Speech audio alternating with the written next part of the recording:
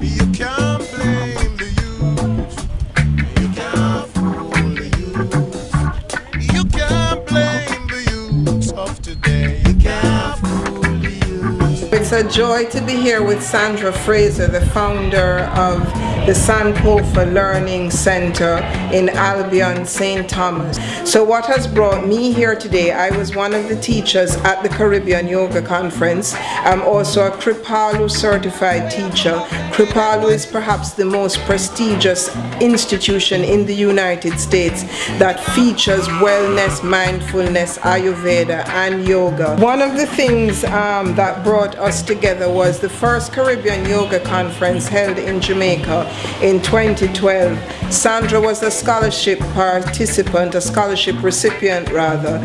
She had never practiced yoga before. She immediately got the essence of the movement and how she could integrate this with the Afrocentric educational approach that she has taken. The school is recognized by the Ministry of Education as an alternative educational facility. So we're here today at looking at how we can integrate yoga, art, our ancestral heritage as it were, what runs through our DNA, to enhance awareness so that we ultimately produce more plugged in, more conscious, more aware human beings, because that's what the world, that's what Jamaica, that's what our families need now. Why did you choose to start the school here? My child was in school and it wasn't sitting well with either of us, how she was being taught, how she was learning about herself and stuff, and I just said, you know, we start today. Wow. This was a community where I know would embrace what I had to offer, the ideas that I had. I am from the area. I grew up here. I used to run through the bushes here with my brother. This was our home. And even though I went to school in the city, I eventually taught in New York City school, this was always home. And I knew there was a need here. And this was a place I would be comfortable to do what I later realized was very experimental. I had always been very Afrocentric, very aware of us as people of color and how we're portrayed in the media, through the books. And our affirmation in the morning reminds them what we're about. Yes. We are descendants of Africans, and what Marcus Garvey says to us and what we're supposed to be focused on as we start our day. Marcus Garvey, our first national hero, our black freedom fighter. He taught us, the educators, that knowledge can be powerful. Tell us about the chant that the children sing each morning. They pray in Amharic, and it was taught to us by a former teacher here, and it's just scriptures from the Bible, but it's in Amharic, and it is interesting how people respond to even hearing the language. They think it is something really offbeat, something to be afraid of, and when we transcribe and show them in the Bible where it's from, then they're really stunned, because just the idea that these words in another language, a language that is from the continent, is so very powerful. And you see the children, they're saying it. As soon as they come in, they learn it so quickly. As you see our space, it's nothing fancy, it's nothing like that, but we've made a big deal of it. This is where we practice, and this is where we try to center ourselves. They've learned to block out the traffic after a while. They'll even listen to birds. They'll listen and tell you they hear two birds, and one is red and one is blue. How they know that, I don't know. Wow. But that's not for me to question. Wow. So even in the most, what would seem hostile of situations, once we're connected to ourselves, and that really is the essence of the practice of yoga. It's easy for us to be still in a beautiful environment by the beach, yada yada. But how can we take yoga in these harsh conditions and still maintain a sense of self? And I think you clearly demonstrated that today. So I love what you say, Sandra, about returning to our communities, because truthfully, we are the change that we're waiting for. So we talked a little bit about how we can make the earth a better place through our creativity and through our positive energy. And we talked about how the flags are used in Tibet to put our prayers out on the wind. Think about the place where I would like to put my flags. Because I'm an artist, I'm going to paint a picture of that place. So as if I had a camera in my imagination, take the picture. And I'm going to make my white flag. What shape is the flag?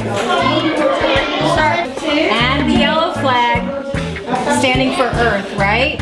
Earth, fire, air, sky, Or clothes. water. Yes. So today we're going to finish the flags by making the pictures that represent our feelings and our intentions for a better world. Also, if you know how to write, you can write some words on your flag. Everybody's flags will be a little different, and everybody's flags will be special because each of you have special thoughts that you're going to put on the flag that only you can think of. Where would you imagine your flags to be? I know. It could be in a garden. It could be in a city. It could be in the park. It could be in a park. It could be by the sea. I know you've had a bit of a decrease in enrollment as we approach the 10th year of the school. So share a little bit about Yes, that. we have, I started literally with 1 and over a week and it went to 10. And so we've had as many as 90 plus students here and we've had quite a few less. So we're almost half now of what we had before. And you have this attrition because as times become more difficult, the chop in the household will be private education. If there is a government school, although it will be having 40, 50, I don't have to pay. Right. And so a quality of education, though I'd want it for my child, I can't afford, and that's one of the first chops. And we are purely funded by fees. If it's not a school fee or it's not a fundraiser, that's just it. And so we double up in the way that we can to keep things going. This is our 10th year. September will be a 10th academic year. So we've been around for a bit. We've been through a lot. I think this is the most difficult time that we've had. But I think that everything has its ebb and flow. It's been down for a bit, but we're still holding on and hoping. And programs like this do give us a surge of adrenaline that, keep holding on. There are things to come and there are partners that you'll come upon and things that can keep you together, as difficult as it is. The community has gotten used to us doing things that are very interesting, culturally aware, entertaining, edutainment, and our children's standards. Excellent. It's They one do of stand yeah, out. they do. And when I walk in here, my first visit here was I think just over a year Yes, ago, yeah. and they still remember you. And there's this happiness. They're willing Yes. to be here. They've really taken ownership of Yes, this, they which is have. such a They beautiful have. thing to witness. They have. They're here Yes. pretty late. They're never uncomfortable. And I think confidence in stuff is one of the main aims for me. Once you're confident, you'll take on anything, be it math, be it a discovery, something that you're going to do, you'll feel more confident that your ideas will be heralded and understood and respected as young as 3.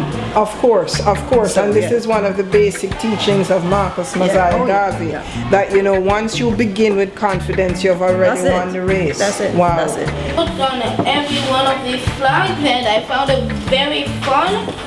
And my favorite is probably the water one because it says, remember when the sky is gray, you can still find hope on a cloudy day. Wow. And then the second one is fill the hearts of those you love with love and warmth. And then the other one is remember, Earth is your one and only home for now, for not just you but every living thing. So try your best to make the world a better place. And then this one says, the sky is like your imagination, an infinite world of wonder and vastness. And then the last one is, don't let your troubles get you down. You have the wind to keep you up. Wonderful. How can we help to make our world a better place? You're one example that's clearly doing it. We can't wait around for anyone to do for us. Yes, amen. That's one of my mantras. You see something to be done, you have to take it up, and each one helps one. So it's not my children, we belong to the world. And so generosity, assistance, partnership to children of the world helps us all in the long run. There are so many things that our children are not with, they don't have the access to. Live music, as I mentioned, is one of the major things. Yoga, if I hadn't had the scholarship and I missed your deadline, and I guess I wrote something beautiful because I got in, which how many years later it comes to this. Hadn't that happened, it would have been even harder for me to move from loving yoga to being able to serve this to them and have them interested, and having one grandmother come and she thoroughly enjoyed herself. She didn't have plans for that.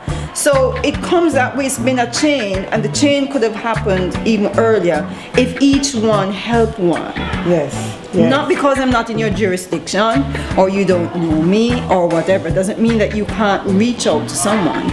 I have 50 children in my hands. Yes. I can't do it alone. Yes. So each one helps out. Great.